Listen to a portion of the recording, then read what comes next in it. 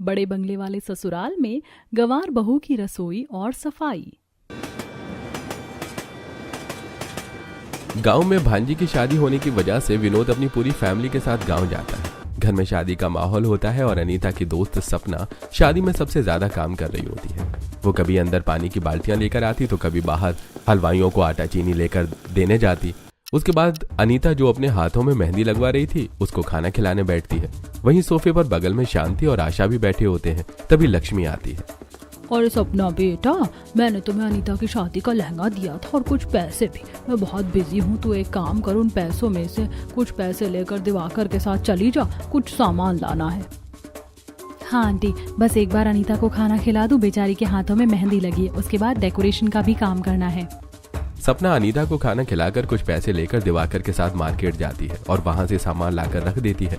जिसके बाद वो सजावट का काम देखने लगती है और ये सब देखकर शांति काफी खुश होती है और अपनी बहू से कहती है, अच्छा बहू, देख अपनी बहू को हाथ और पैर दोनों में मेहंदी लगाकर बैठ गई है। मेहंदी सूख चुकी है पर फिर भी कोई काम ना करना पड़े इसलिए कोना पकड़ के बैठी है। और एक बार उस लड़की को देख, कितना काम कर रही है। मैं तो अपने अमित की शादी इसी लड़की से करवाऊंगी। मुझे तो अपने बड़े बंगले को संभालने के लिए ऐसी ही लड़की चाहिए।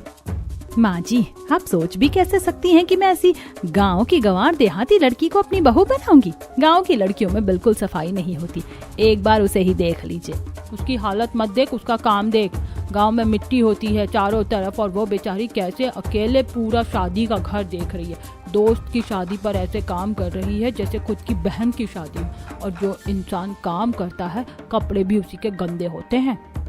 सपना को काम करता देखकर जब शांति आशा से बात कर रही होती है तभी अमित सपना के पास आता है और उसके साथ बैठकर बातें करने लगता है।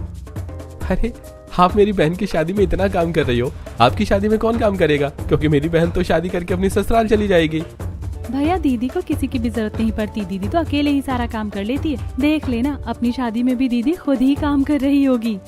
यहाँ तुम दोनों सास बहू आपस में लड़ रही हो और हमारे बेटे को देखो। लगता है मेरे बेटे को भी मेरी माँ की पसंद आ गई। इसलिए आशा तुम तो रहने ही दो। जब मियाँ बीबी राजी तो क्या करेगा काजी, क्यों माँ? इतना बोलकर विनोद हंसने लगता है।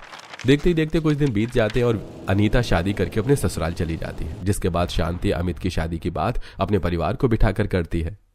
माँ, ये तो बहुत अच्छी बात है। वैसे भी सपना बहुत अच्छी लड़की, बचपन से अनीता की दोस्त है। बचपन से देखा मैंने उसे।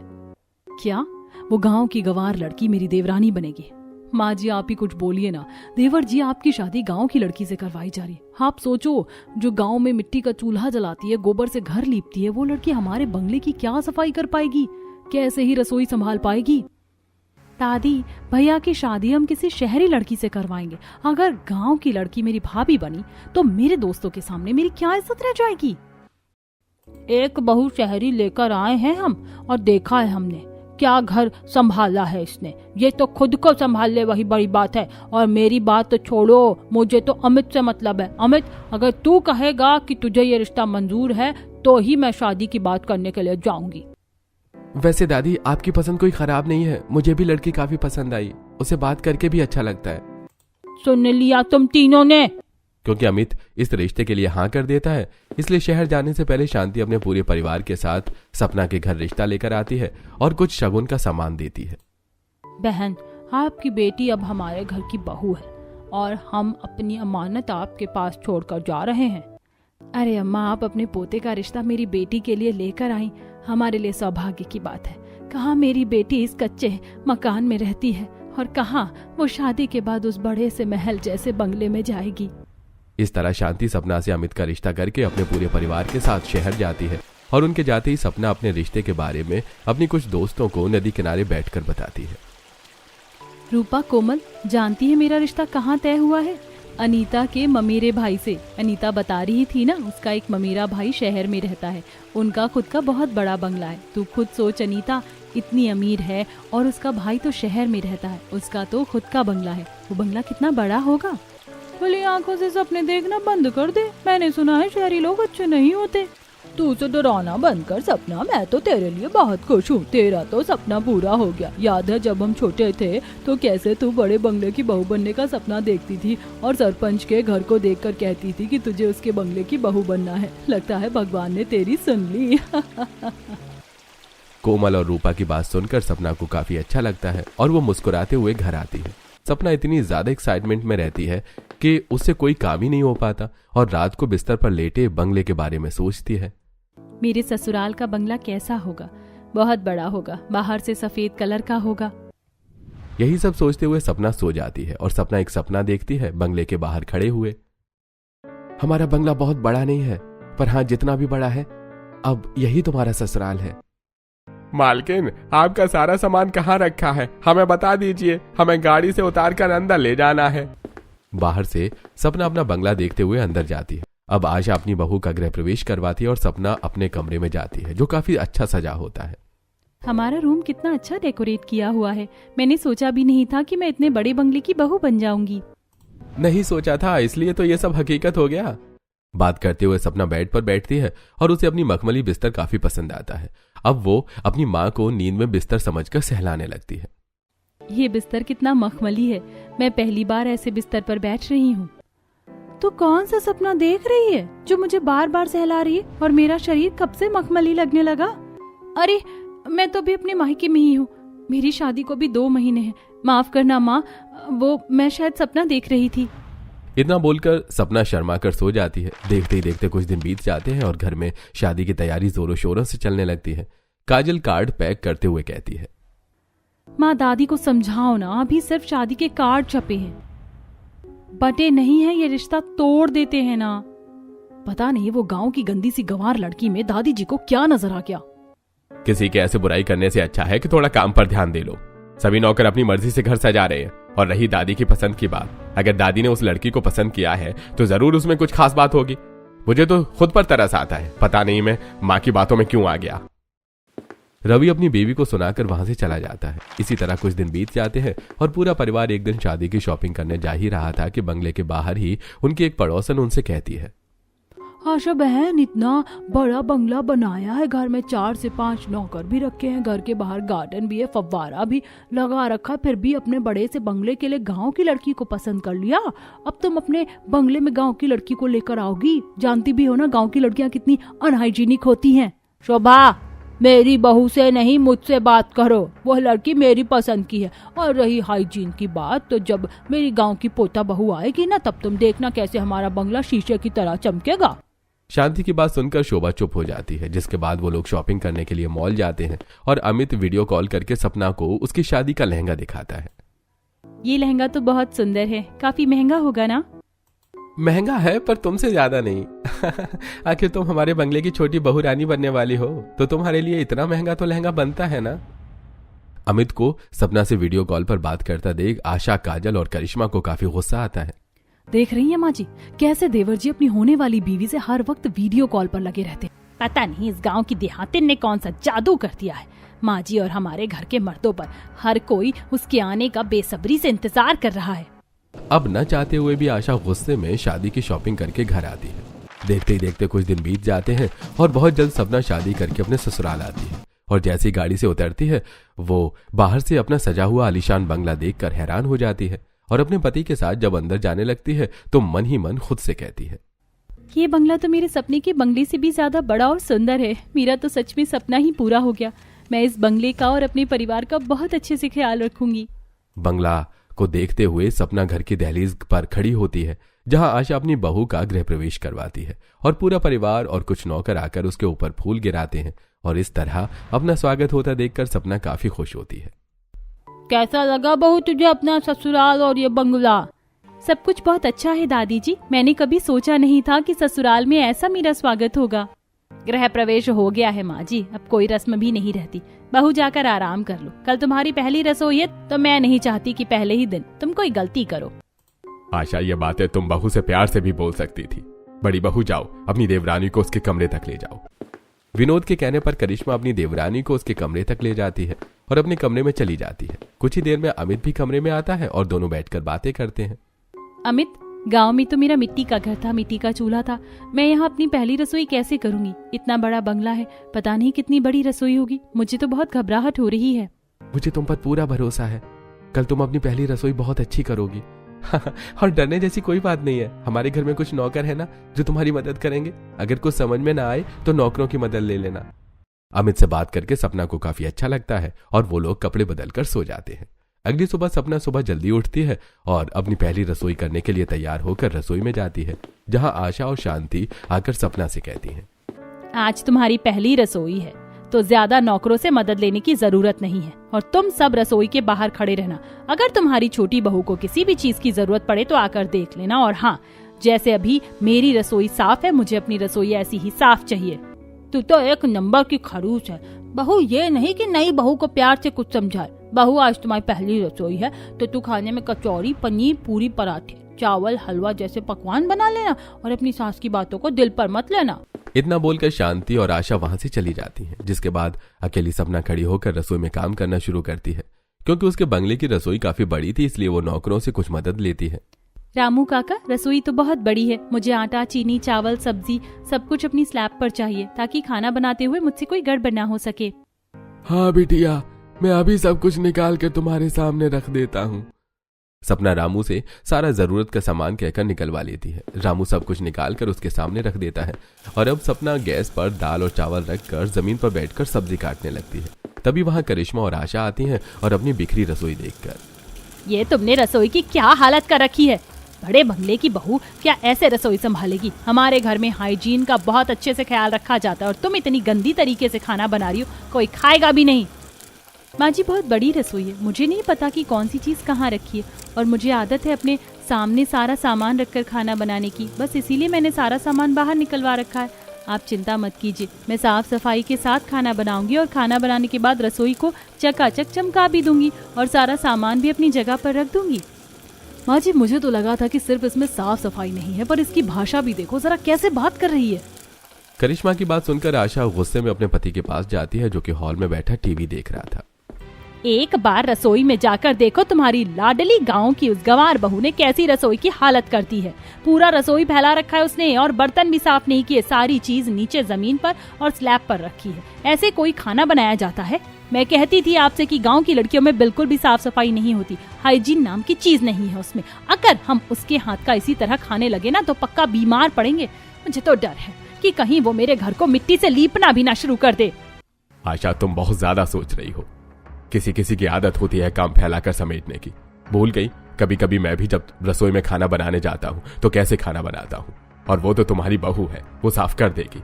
चिंता मत करो, काम होने के बाद रसोई देखना, अगर तब तुम्हें कोई शिकायत मिले फिर तुम कुछ कहना।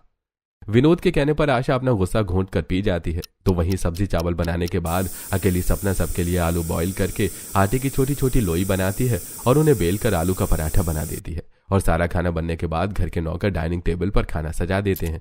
कुछ देर बाद जब पूरा परिवार सपना के हाथों का खाना खाते हैं तो वो लोग सपना की काफी तारीफ करते हैं। मैं तो कहता हूँ आप भी एक बार खाना खाकर देखो, अपनी छोटी बहू के हाथों का, खानों में बहुत स्वाद है। स्वाद है? एक बार रसोई की जाकर हालत देखो, देवरानी जी ने क्या किया है। हमारे बंगले की रसोई को अपना तबेला समझ लिया है। तुम तो रहने दो, तुम्हें खुद को कुछ आता नहीं है इसीलिए बहू के कामों में कमियां निकालती हो। माँ जी, करिश्मा बिल्कुल सच कह रही, अगर आप सबको विश्वास नहीं तो चलकर देख लीजिए। आशा के कहने पर सभी घर वाले खाना खाकर रसोई में देखने के लिए जाते हैं, पर रसोई पहले से भी ज्यादा साफ होती है। जिसके बाद आशा नौकर को रसोई में बुलाकर कहती है, ये रसोई तुम लोगों ने साफ की है ना, ताकि बहू को डांटना पड़े, क्योंकि ये गांव की गवार इतने अच्छे से रसोई साफ नहीं कर सकती। नहीं मालकिन, खाना बनने के बाद ही छोटी मालकिन ने अकेले पूरी रसोई अच्छे से साफ करी है। माँ, माना कि मेरी बीवी गांव से है, पर इसका मतलब ये नहीं कि आप उसके पीछे ही पड़ जाओ साफ सफाई को लेकर। अमित नाराज अपनी बीवी का हाथ पकड़कर वहां से चला जाता है। इसी तरह कुछ दिन बीत जाते हैं और सपना अपनी सास जेठानी और नंद को खुश करने के लिए रसोई की जिम्मेदारी अपने कंधे पर ले लेती है।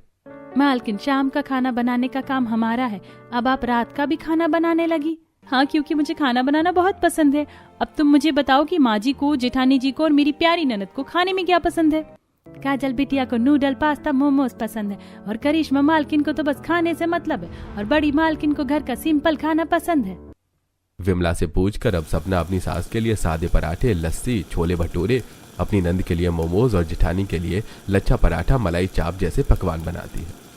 बहू, खाना बन गया क्या? अरे तूने रसोई की कैसी हालत कर रखी है। देख लिया दादी जी, रसोई की हालत माँ जी सही कह रही थी, बिल्कुल भी सफाई नहीं है इसमें। दादी आप चिंता मत कीजिए, काम होते ही मैं सारी रसोई अच्छे से साफ कर दूंगी। दरअसल जब तक मैं सारी चीज अपने सामने रख कर काम ना कर दूं, मुझसे सही से काम ही नहीं होता। ठीक है भाई, तू कह रही है तो मान लेती हूँ, पर अच्छे से साफ कर ही देना। रसोई की बुरी हालत देखकर शांति भी थोड़ी परेशान हो जाती है। कुछ देर बाद जब सपना सभी को खाना परोस रही होती है तो उसे थोड़ी सी सब्जी टेबल पर गिर जाती है, पर वो उसे साफ न करके फिर से सबको खाना दे रही होती है और ये देखकर आशा को बहुत गुस्सा आता है। बहू तुम गांव की गवार हो, हम नहीं। तुम्हारे गांव के लोग गंदी जगह बैठकर खाते हैं, हम लोग नहीं। पहले टेबल साफ करो, जो खाना गिरा है उसके बाद किसी को खाना परोसना। आशा, बहू भी इंसान है, छोटी छोटी बात पर इतना भड़कती क्यों हो उस पर? मेरी वजह से आप दोनों लड़िए मत। माँ जी मैं अभी टेबल साफ कर देती हूँ। देख रही हो काजल, इस गांव की गवार में तो जरा भी सफाई नहीं है। करिश्मा और काजल की बातें सुनकर सपना को काफी बुरा लगता है, तो वहीं आशा भी काफी परेशान होती है और कमरे में सोने के लिए जाती है, जहां सोने से पहले वो अपने पति से कहती है, उस गांव की गवार को सर पर चढ़ाने की इतनी जरूरत नहीं है। देख लेना, एक दिन वो हमारे इस बड़े आलीशान से बंगले को अपने गांव के कच्चे मकान की तरह बनाकर रख देगी। मैंने अपनी आंखों से देखा, बिल्कुल साफ सफाई नहीं करती। मेरी रसोई को भी उसने बुरी हालत कर रखी है।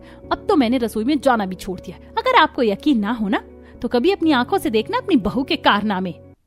आशा, तुमने अपने दिमाग में पहले से ही बिठा रखा है कि गांव के लोग अच्छे नहीं होते, पर ऐसा बिल्कुल नहीं है।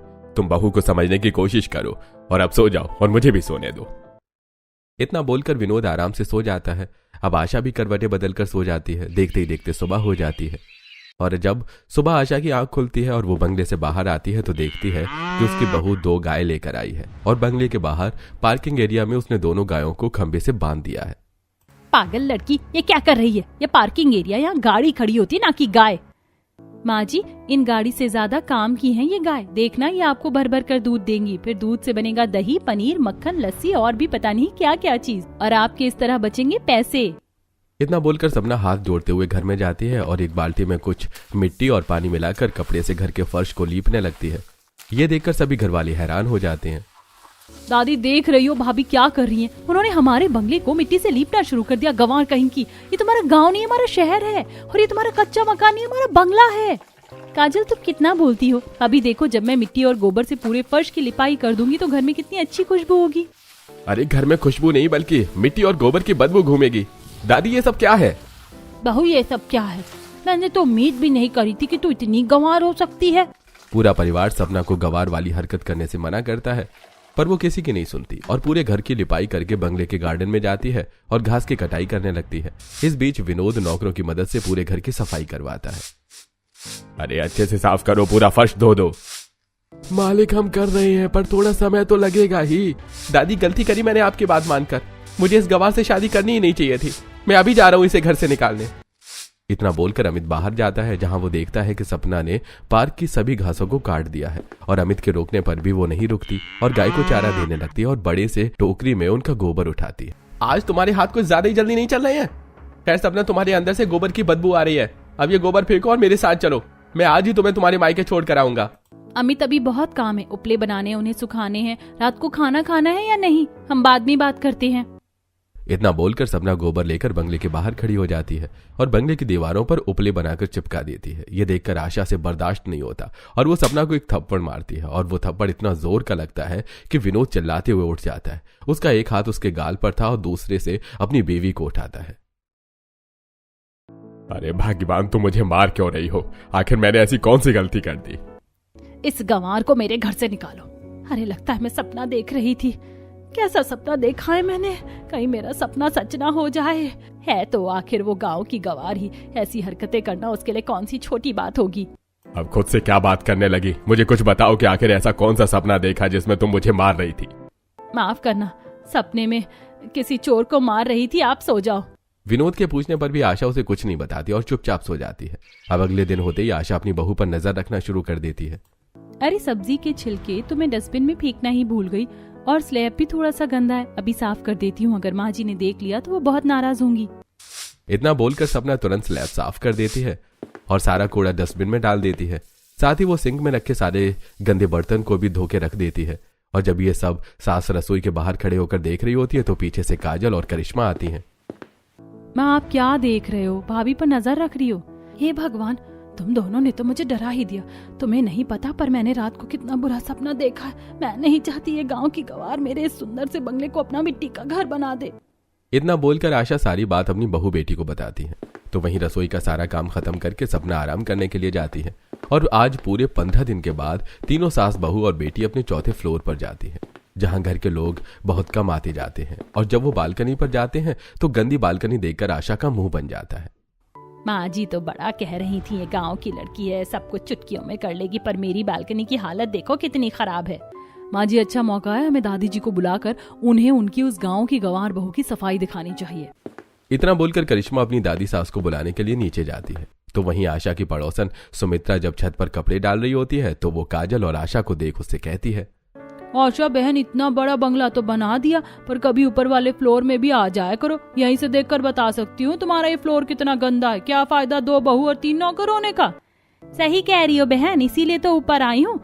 आज मैं अपनी सास को दिखाऊंगी उनकी फेवरेट बहू की सफाई। कुछ देर में उमा और करिश्मा ऊपर आती हैं और आशा अपनी सास को पूरे फ्लोर की सफाई दिखाती है। ये देखो माँ जी, आपकी गांव की गवार बहू कितने अच्छे से सफाई करती है। वो तो रसोई मेरे बदौलत साफ है। देखिए जरा बालकनी कितनी गंदी है। और ये देखो दादी, घर की हर एक चीज पर कितनी धूल जमी है। जब 4th फ्लोर इतना गंदा है तो ऊपर वाले फ्लोर तो और भी गंदे होंगे। मुझे सपना बहू से ये उम्मीद नहीं थी। उसे ससुराल आए 1 महीने होने को है, फिर भी ऐसी लापरवाही। अपने बंगले के 4th फ्लोर को गंदा देखकर शांति को काफी बुरा लगता है। तो वहीं जब नीचे 2nd फ्लोर पर सपना साफ सफाई का काम कर रही होती है तो वो 2 नौकरों को आपस में बात करते देखती है। अरे राजू, तुझे कितनी बार बोला है तेरा काम डस्टिंग का है, सही से काम किया कर। अगर सबसे बड़ी मालकिन ने देख ली ना गंदगी तो नौकरी से निकाल देंगी। भाभी, इन लोगों को सामने की चीज साफ नजर आनी चाहिए जो कि साफ रहती है। सोफे के नीचे बैठ के फोटो के पीछे ऊपर वाले फ्लोर पर कहाँ ये लोग जाते हैं और देखते हैं। मैं तो पिछले 1 साल से ऐसे ही काम करता आ रहा हूँ, आज तक किसी को कुछ पता नहीं चला। अगर दादी जी आप लोगों के काम को चेक नहीं करती, इसका मतलब ये नहीं कि आप उसका नाजायज फायदा उठाओ। दादी जी को आप लोगों पर विश्वास है, इसलिए वो आप पर नजर नहीं रखती, पर बहुत फायदा उठा लिया आप लोगों ने। अब मैं भी इस बंगले की बहू हूँ। अगर काम सफाई से नहीं हुआ तो मैं भी तुम्हें काम से निकाल सकती हूँ। एक बार सूखे कपड़े से साफ करो और उसके बाद कॉलिन से साफ करना सब कुछ। जब सपना घर के नौकरों को डांट कर काम करवा रही होती है तभी शांति, आशा और काजल, करिश्मा वहां आते हैं। और ये देखकर शांति अपनी बहू से कहती है, बहू तूने मुझे अच्छे से भड़काने की कोशिश की, पर तू खुद देख बहू सफाई का कितना ख्याल रखती है। वो ना तो सिर्फ खुद अच्छा काम करना जानती है बल्कि काम करवाना भी जानती है। मैंने उम्मीद नहीं की थी कि गांव के गवार लोग भी साफ सफाई का ध्यान रख सकते हैं, पर जो भी हो 4th फ्लोर 5th फ्लोर सारे गंदे पड़े हैं। इसने वो नहीं देखा होगा। इतने दिन हो गए तुम लोगों ने आज तक पूरा बंगला उसे घुमाया क्या? एक बार उसे पूरा बंगला घुमाओ, उसके बाद सफाई देखना। तुम मुझे अपनी छोटी बहू पर पूरा भरोसा है। इतना बोलकर शांति वहां से चली जाती है, जिसके बाद आशा अपनी छोटी बहू के पास जाती है और उसे 4th फ्लोर पर लेकर जाती है। हम लोगों ने अगर तुम्हें बंगला नहीं दिखाया तो क्या तुम्हारा फर्ज नहीं बनता कि तुम बंगला खुद घूमो? अगर नीचे के 3 फ्लोर को तो चमका सकती हो तो क्या ऊपर आकर साफ सफाई का ख्याल नहीं रख सकती? मेरी बड़ी बहू तो कामचोर आलसी है, बस खुद को सजाने में लगी रहती है। बेटी भी अपनी बड़ी भाभी की चमची है, पर तुम तो उनसे अलग हो ना, फिर ये लापरवाही कैसे? वो माँ जी, हमारा बंगला बहुत बड़ा है। डर की वजह से मैं ऊपर आ ही नहीं पाती थी, क्योंकि हम लोग ऊपर रहते ही नहीं। पर अब से मैं पूरे बंगले का अच्छे से ख्याल रखूंगी। आपको मेरी तरफ से शिकायत का कोई मौका नहीं मिलेगा। सपना की बात सुनकर जब आशा सपना को अपने बंगले का हर एक कोना दिखाती है, चाहे वो ड्रेसिंग रूम हो, ड्राइंग रूम हो, लिविंग एरिया हो, स्टोर रूम हो या फंक्शन फ्लोर हो, इसके बाद सपना खुद भी साफ सफाई करती है और नौकरों से भी करवाती है। ऐसे ही एक दिन जब सपना छत की सफाई कर रही होती है तो उसकी पड़ोसन उससे कहती है, सही तारीफ कर रही थी तुम्हारी दादी सास, भले ही तुम गाँव की हो पर हो बहुत फुर्तीली, वरना तुम्हारे घर के लोग साल में एक बार भी छत पर आ जाए तो बहुत बड़ी बात है, और तुम तो हर दूसरे दिन छत पर आती हो साफ सफाई के लिए। आंटी जी, मैं इस बंगले की बहू हूँ तो मेरा भी तो कुछ फर्ज बनता है ना। सपना के आने से अब बंगले के नौकर भी हर वक्त काम पर लगे रहते और घर का कोना कोना चमकाते हैं। और अब बंगला साफ रहने की वजह से करिश्मा और काजल भी सपना के साथ अच्छे से बर्ताव करने लगती है, लिविंग हॉल में बैठे हुए। भाभी, आपने तो हमारी सोच ही बदल दी। आप तो हमसे भी ज्यादा हाइजीनिक है। अब तो मैं अपने दोस्तों को भी घर बुला सकती हूँ आपसे मिलवाने।